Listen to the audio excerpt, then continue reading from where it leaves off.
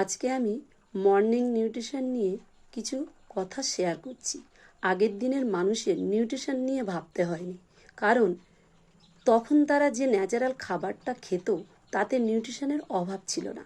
তার জন্য তারা 100 বছর পর্যন্ত সুস্থভাবে বেঁচে থাকতে পারত। কিন্তু বর্তমানে ন্যাচারাল খাবারের অভাবে আমরা সাধারণ মানুষ অসহায় হয়ে পড়েছি।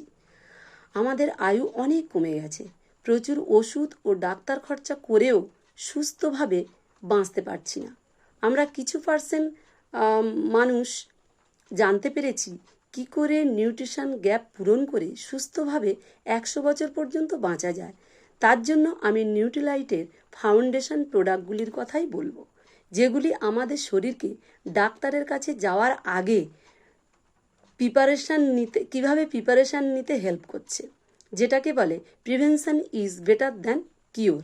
এগুলি হলো যেমন এই প্রোটিন পাউডার, হ্যাঁ, আর একটা হচ্ছে ফাইবার ডেলি প্লাস মাল্টিভিটামিন, এটা ডেলি প্লাস মাল্টিভিটামিন, ওমেগা 3।